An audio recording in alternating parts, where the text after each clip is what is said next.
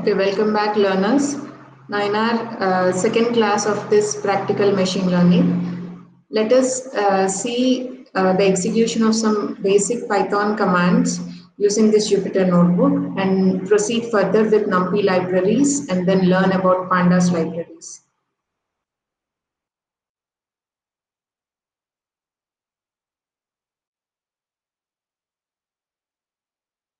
So when we open our Jupyter notebook, it opens a home page in our browser where you can start opening your existing files, or you can create your new files by using the command here, new Python, right? So now we can, I just wanted to demonstrate the commands by using my existing notebooks, but you can try it in a new Jupyter notebook.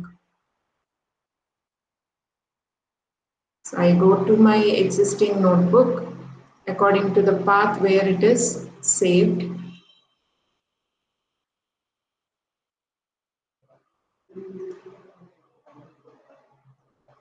And open this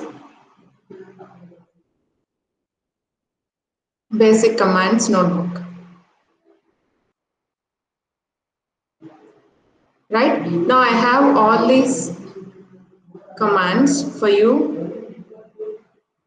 I'll just explain them very quickly so that you can try them by replaying the video. Now this first cell contains entirely about the documentation. So how do you add documentation? By interesting rendering, by eye-catching rendering of the text. So when I click on this, you can see what code I have, what commands I have exactly used here. First of all, you should note that this cell is marked as a markdown cell, tagged as a markdown cell, and then if you want to add some bold text, you can give it as basic documentation. And see, if you want to render it as a bullet, now if you want to add some text as a bullet, then you can give hyphen with a space whatever text you want to add as a bullet. Now again, you can take this star if you want to give it in a different format, same bullet, but there are two different ways of giving it. One is to add a hyphen and give the text, and the other one is to add a star and then give the text. Both are used for adding bullets. So I'll just execute and show you how it is seen.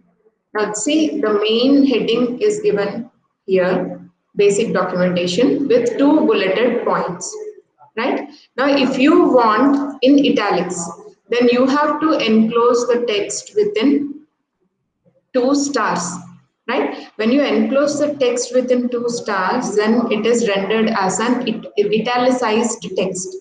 Now if you want to use again for bold, um, for bullet point, you use a single star, but if you want to render a text in bold, then you have to enclose the text within two stars. Okay, so when I click Shift Enter, you can see this first text is rendered as italicized text, and the second text is rendered as a bold text, right? So for italicized text, you have to enclose the text within single stars on either side, and for a bold text, you have to use double stars on either side. Right? Now, if you want a smaller heading, then you can increase the number of hash symbols in order to reduce the text size accordingly. And if you want to add a hypertext link, you can directly do it. And if you want to add it as a simple line, you don't want to attach any formatting options to it like bold or bullet or italicized. You just wanted to print it as a normal text. Then you can give it in a paragraph tag. How you use the tags in HTML, in the same way you can use them in the markdown cells of Jupyter Notebook also. Here we are using a paragraph tag which indicates that this line should be given as a new line in the cell.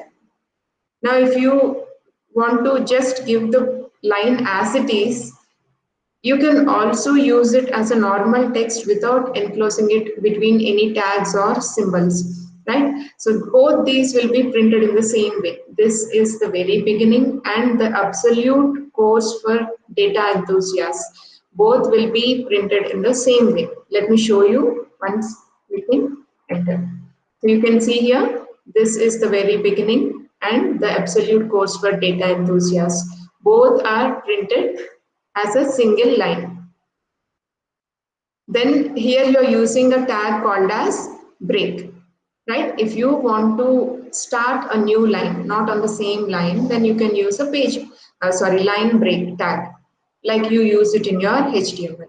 Now, if you want to add some equations, for that also you have some regular expressions that are enclosed within dollar symbols, which indicates that it is a equation, and these page breaks to start each of these equations in a new line. When you take this integer, if you want to add a number raised to power of something, say here it is infinity, right? This is the regular expression that has to be given if you want to add some integral value from a base value to a maximum value, or if you want to add a raised to the power of b, or if you want to add any equation, all these can be enclosed in dollar symbols. So when you execute this, you can see here, this is how an equation is rendered, a raised to the power of b. And this is an expression, a divided by b star c minus d, right? This is how you can add documentation for your Jupyter notebooks. In the next class, we'll see how to how to execute Python commands, basic Python commands. So that will proceed with in a single video, so that from the next class onwards, we can go for learning about NumPy library.